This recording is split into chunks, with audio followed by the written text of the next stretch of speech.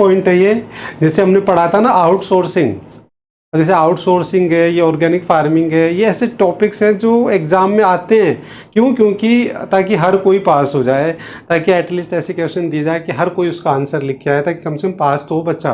तो जैसे आउटसोर्सिंग का टॉपिक भी ऐसा है, सेम वैसा ये भी है, sustainable development and organic farming. तो जैसे ऑर्गेनिक फार्मिंग की अगर हम मीनिंग की बात करें तो बिल्कुल क्लियर है। ऑर्गेनिक फार्मिंग मतलब farming by using the manures, ठीक है, इसके अलावा कंपोस्ट और ये सारी, and without use of chemicals और HYV सीड्स, जो हम क्या करें फार्मिंग कर रहे हैं, तो that is called organic farming. So organic farming without using the HIV और यूज़ ऑफ मैन्योर्स और कंपोस्ट और ये सारी चीज़ों से करके जो एग्रीकल्चर हम करते हैं। तो देखो प्रॉपर डेफिनेशन क्या लिखा है, organic farming system of farming that maintains enhance the restore the ecological balance. इसका मतलब कि farming by using the manures और नेचुरल चीज़ों को यूज़ करके हम क्या कर रहे हैं, एग्रीकल्चर कर रहे हैं, और विदाउट यूज़ ऑफ केमिकल्स और फर्टिलाइजर्स, तो तभी ये पॉसिबल है। तो ये इसके डेफिनेशन हो गया। अब बिल्कुल सीधी सी बात है कि ऑर्गेनिक फार्मिंग के बेनिफिट क्या होंगे, तो बिल्कुल कॉमन सेंस की बात है कि एग्रीकल्चर ऑर्गेनिक फार्मिंग जब हम विदाउट यूजिंग HIV सीड्स और ये सारे करेंगे तो डेफिनेटली जो एनवायरनमेंट फ्रेंडली होंगे, हेल्थ को कोई नेगेटिव इम्पैक्ट नहीं होगा, एनवायरनमेंट को होगा फ़ायदा, एग्रीकल्चर की प्रोडक्टिविटी बढ़ेगी, है ना, जो फूड है वो टेस्टियर और हेल्दी होंगे। तो ये कॉमन पॉइंट्स है जो आराम से एक बार पढ़ के पॉइंट याद करके मन से डिटेल लिख सकते हैं। तो देखो ये लिखा हुआ है इनएक्सपेंसिव प्रोसेस, भाई सबसे पहला लिखा हुआ है कि आपको पता है कि HYV सीड्स और केमिकल फर्टिलाइजर्स बहुत कॉस्टली होते हैं इन कंपेयर टू जैसे ऑर्गेनिक फार्मिंग में हम मैन्योर्स और वो यूज़ करते हैं वो थोड़े सस्ते होते हैं। इस तरीके से हम वो बोल सकते हैं। Then generate incomes, it generate income through the international export, मतलब तो इनकम जनरेट कैसे हो रही है कि जिसकी वजह से डिमांड बढ़ रही है। आजकल ट्रेंड में आ रहा है कि ऑर्गेनिक फार्मिंग, जैसे अभी आप अगर हमारा जो बिग बास्केट है उस पर आप जाओगे तो उस पर दोनों प्रोडक्ट मिलते हैं, सेम प्रोडक्ट आपको ऑर्गेनिक भी मिलेगा और नॉन ऑर्गेनिक। तो अब उसकी प्राइस थोड़ी ज़्यादा है, बट मतलब ट्रेंड में है, लोग यूज़ करते हैं, डेफिनेटली अपने हेल्थ कॉन्शियस है, तो इसका मतलब उससे इनकम भी जनरेट हो रही है।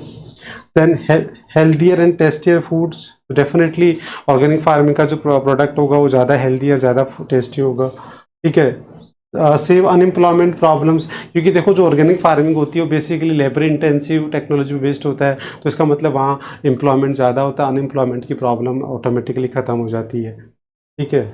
एनवायरमेंट फ्रेंडली, तो बताओ ये सारे पॉइंट आप देख लो, इनमें ऐसा कोई पॉइंट है जो आप जिसके बारे में आप डिटेल नहीं लिख सकते, या मोर एंड लेस एक कॉमन पॉइंट्स है जो हम आराम से एक बार पढ़ के और लिख सकते हैं? यस और नो, बोलो बच्चे। Yes sir. तो ये बेनिफिट्स ऑफ ऑर्गेनिक फार्मिंग हो गया। नाउ उसके बाद लिमिटेशंस, ये भी एक कॉमन पॉइंट ये कि लिमिटेशन में कीवर्ड्स बता देता हूँ। जैसे ये जो फर्स्ट पॉइंट है ना, इसका जो कीवर्ड्स मार्क कर, ये वाला वर्ड यील्ड, यील्ड का मतलब होता है प्रोडक्शन, मतलब प्रोडक्टिविटी बेसिकली। तो क्या बोलते हैं, it has been observe that the yield of from the organic farming is much less than the modern agriculture farming. और ये जो इसके बाद वाला जो पॉइंट लिखा 10 good produce organically command higher price, ये बिल्कुल लास्ट वाले पॉइंट में डाल देना ये line, the price of the organic product food is high so it is difficult to sell, ये इसके अंदर डाल देना। ये यहाँ पर यहाँ तक ही रखना। तो इसका जो कीवर्ड हुआ वो क्या हुआ, यील्ड की बात करें यहाँ, वाइल्ड यील्ड, और यील्ड का मतलब क्या होता है, प्रोडक्टिविटी। तो इसकी जो प्रोडक्टिविटी वो लेस प्रोडक्टिविटी होती है as compare to modern farming. तो ये इसकी क्या है, लिमिटेशन है कि इसकी जो प्रोडक्टिविटी होती है वो कम होती है, ठीक है। सेकंड पॉइंट जो है इसका कीवर्ड हो जाएगा कि limited choice alternate production, small and margin farmers may not adopted this type of farming due to the lack of awareness. तो लैक ऑफ अवेयरनेस ले लो, या लिमिटेड चॉइस या अल्टरनेट प्रोडक्शन ऑफ सीजन। तो lack of awareness से देख लो, lack of awareness is the proper keyword. तो ऑर्गेनिक फार्मिंग की लैक ऑफ अवेयरनेस है, इस वजह से इसको ज़्यादा से ज़्यादा लोग यूज नहीं कर पाते। तो इसका मतलब इसका लिमिटेड क्या है, प्रोडक्शन है, लिमिटेड इसका एरिया ऑफ प्रोडक्शन है। तो लैक ऑफ अवेयरनेस है। ऑर्गेनिक फार्मिंग में है शॉर्ट सेल्फ लाइफ, तो ये तो शॉर्टर सेल्फ लाइफ मतलब वो जल्दी ख़राब हो जाती है, तो ये जल्दी ख़राब होने वाले प्रोडक्ट्स होते हैं, तो इसमें तो ये कीवर्ड हो जाएगा। और इसमें आ जाएगा price, high price, price of the organic farming is high, इस वजह से उनको सेल करना डिफिकल्ट है। तो बताओ 4 कीवर्ड कौन कौन से हो गए? फर्स्ट की Yield, yield, second, lack of awareness, third, shorter shelf life, और फोर्थ का क्या हो गया? High price. price is high. बताओ 4 लिमिटेशन हो गई, और कितने थे? 5 to 6 पॉइंट्स हमारे क्या हो गए इसके बेनिफिट्स। तो आई होप ये लिमिटेशंस और इम्पोर्टेंस क्लियर है क्या बच्चे? एंड मीनिंग बहुत ईजी सा टॉपिक है और आता है, बहुत फ्रिक्वेंटली पूछा जाता है। तो ये बेसिकली सीबीएसई का एक ही मोटिव है कि कहीं ना कोई बच्चा हर कोई इसको क्या कर ले, अटैम्प्ट कर ले, और एटलीस्ट 100% रिजल्ट हो जाए सीबीएसई का।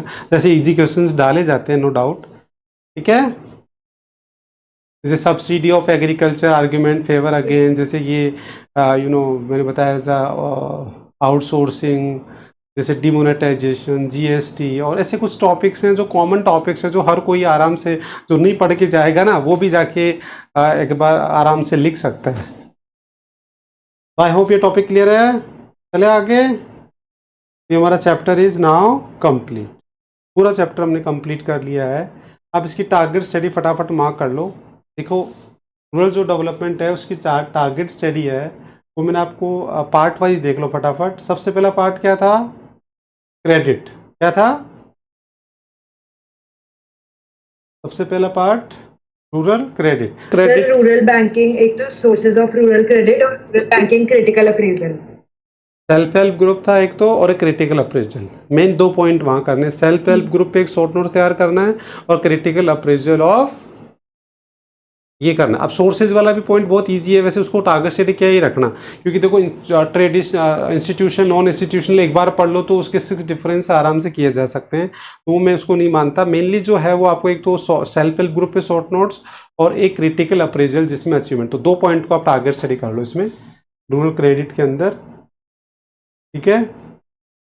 के बाद फिर आता है next agriculture marketing. Agriculture marketing के अंदर तो एक ही टॉपिक टारगेट स्टडी है, और ज़्यादा से ज़्यादा 2 कर लो मैक्सिमम। तो एक आप क्या कर लो, measures taken by the government, और सेकंड ऑल्टरनेट चैनल्स वाला में भी क्वेश्चन आ जाते हैं कई बार। तो ऑल्टरनेट चैनल में भी 2 सब पॉइंट थे, क्या क्या? एक तो क्या था डायरेक्ट, और एक दूसरा क्या था कॉन्ट्रैक्ट फार्मिंग।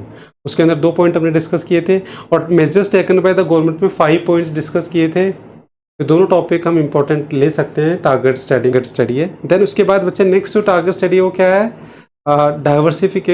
डाइवर्सिफिकेशन के अंदर तो मैंने एक ही बताया था आपको कि short notes on 3 like horticulture, animal husbandry और फिशरीज, और उसमें से भी एक ही तैयार करना है। 6 कॉमन पॉइंट्स मैंने आपको बता दिया, बस एक तैयार करना है, बाकी बस इंफॉर्मेशन चेंज करनी है। तो वहाँ वही है। बाकी इसके अलावा देखो उसमें क्या है, मीनिंग है, नीड्स है, और उसके टाइप्स है, तो वो तो एक बार रीडिंग लगाने के बाद भी हो जाएगा। तो मेनली आपको कहाँ फोकस करना है? एक तो शॉर्ट नोट्स पे, और एक वो आईटी, रोल ऑफ आईटी वाले 2 पॉइंट हम ले सकते हैं। बस ये टारगेट स्टडी है। तो टोटल 6 पॉइंट टारगेट स्टडी हो गई। 2 from rural credit, 2 from marketing, और 2 फ्रॉम डाइवर्सिफिकेशन। तो 6 पॉइंट्स पे तो हमारे को पूरा फोकस रखना है, पूरी एनर्जी हमारे को लगानी है 6 पॉइंट्स पे, और बाकी सारा क्या करना है, हम पढ़ के भी आराम से, मतलब उसको रीडिंग लगाएंगे, बार बार पढ़ेंगे, तो भी अगर उसको कोई क्वेश्चन आता है तो हम आराम से कर